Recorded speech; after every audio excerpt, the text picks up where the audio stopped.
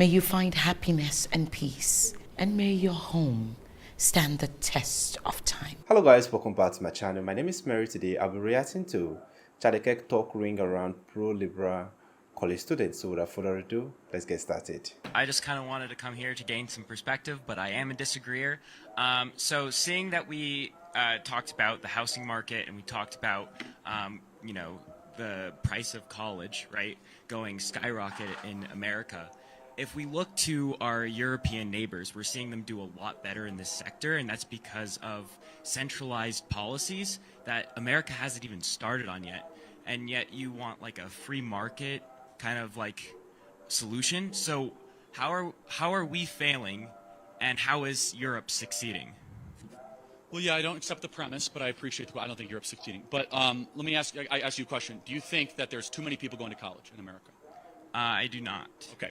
So what's the national college graduation rate? Ballpark. What do you think it is?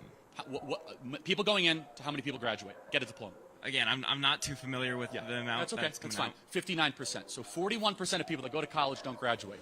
By a show of hands, how many know people that dropped out of college? Raise your hand. Every single hand goes up. Right. So we have way too many people going to college in America.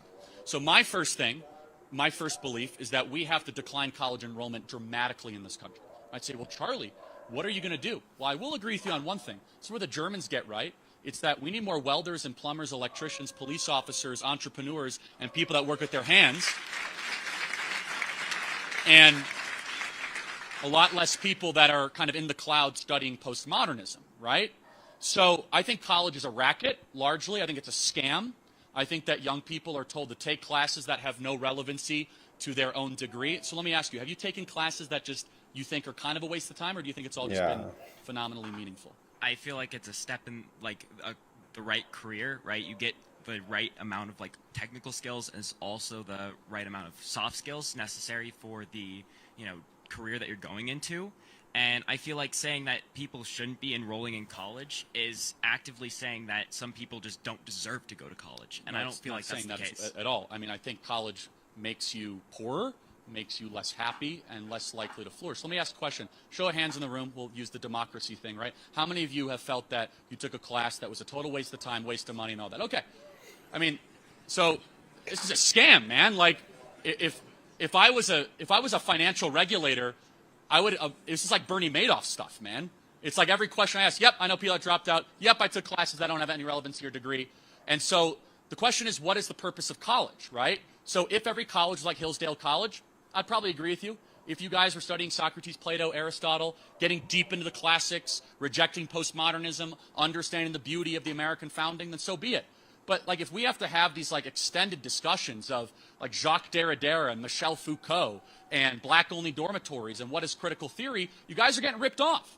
And I believe firmly that, so what is the market response? First and foremost, get a mass, and this might be wishful thinking, get a massive portion of the population not to go to college, go into technical schools, learn to work with their hands, and value muscular labor again in our country, which muscular labor is insulted, talked down to, and I could prove it to you.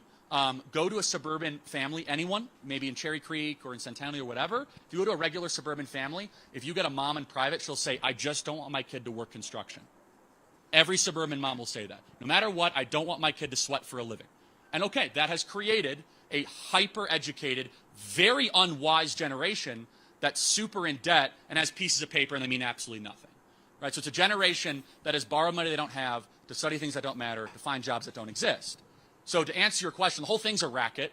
From how we get young people from high school to try to go to college and all this, we need to disrupt it completely, end federal subsidies, end state subsidies, make college support themselves on their own, make colleges go raise their own donor money for for example, if like feminist queer theory is super important to you, fine, go raise the money and support it on your own, right? Don't ask the taxpayer to underwrite that. And by the way, you look at Europe, just to finish the point, they're getting away from woke universities. France has actually decreed, Emmanuel Macron ran on this, he said that we need to try to reject American woke ideology that is seeping into French institutions.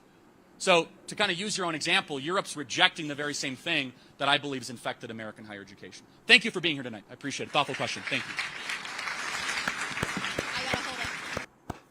you. Yeah, for this, I agree with Charlie, you say, but that does not mean college is not important. And I think what he's saying is he also does not believe college is like it's not important. He feels like it's not really the only way, to succeed in life. I know the society have made it look like without a college degree, you are going to struggle in life. You're going to, work extra, you see, because if you have a college degree, majority of the program you're studying, you just sit down in the office, either take instruction from your boss or give out instruction to, let's say, a lower subordinate. But it does not always work like that. Sometimes we learn the, what's it called, the theory part of, the course we are going for. And when it comes to the practical part of it, we are not exposed to that. Okay, I like right here in Africa, we are not exposed to that. Even if there are some professional courses whereby they take us out to the field, they show you, they give you this experience, bring people that are already working, to tutor you, to mentor you and all.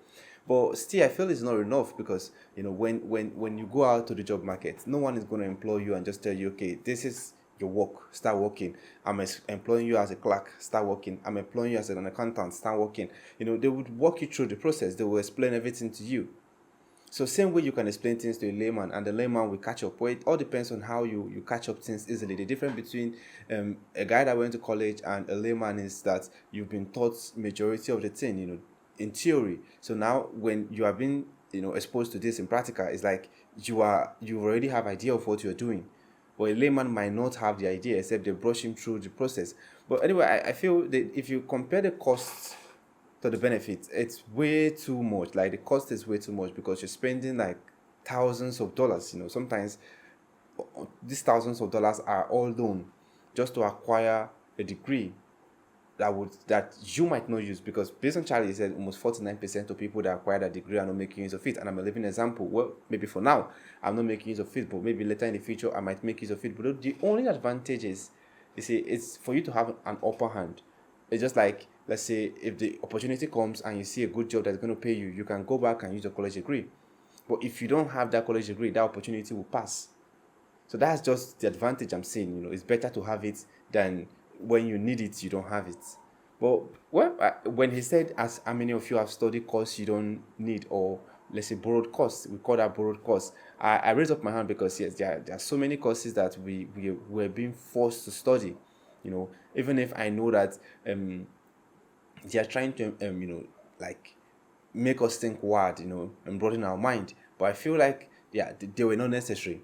Even some of the courses they even made us study, they are not necessary because we are not making use of it now. But I know the main purpose of them introducing those courses was that we will need them, especially a course like entrepreneurship. It's not something aligned to accounting, but it's something that we will need, because as you're done with school, you need to, like, if you decide to start up your own business, you need to learn how to become an entrepreneur. Because not just what make business fold up nowadays is because everyone wants to have their own business. You are not working to employ more people or make people run the affairs of the business. You want to be the CEO, the owner, and the one like managing everything. You want to manage the finance, you want to manage the logistics, you want to manage everything yourself. And if you break down, that business will suffer. So that is why big companies are winning, because they have branches everywhere. They employ different CEOs. They employ different people managing their affairs. They employ different people doing different functions. That's why even if as an individual you pass on in the company, you can easily be replaced because they already have structures. And that is what I feel like most entrepreneurs are lacking. And I think this is something that we'll learn in school. They taught us, even if that is not part of why we paid the fees, but they actually expose us to this. If you are doing this, it has to be this.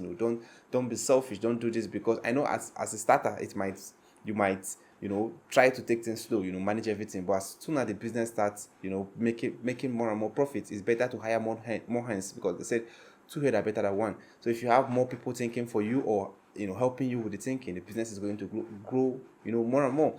But I love this about Charlie. I love the fact that yes, he's saying the truth. He's telling us what is happening in our everyday life, what is happening in society that people are shying away from. He's telling us that yes, there are other jobs that pay good. You don't need to go through the 4 walls of the university. The only thing is, while growing up, we see this job as something that are not tangible, something that you have to sweat, something that you have to give out that energy for you to provide for your family. But when you go to the university, it feels like a shorter cut, a cut whereby you have to sit down in your office and just make use of your pen. and you get paid for giving out your knowledge. And I think that is what our parents are all pushing out for. They're pushing out for course that will require less stress but higher pay. Yeah, even if I give, but that is what I'll push for my children, because there are some mistakes I've made that I want them to correct. Anyway, this is a beautiful one coming from Charlie. I enjoyed this video. Let me know what you think in the comment section. If it is the first time visiting the channel, click on the subscribe button. Thanks for watching and remember this.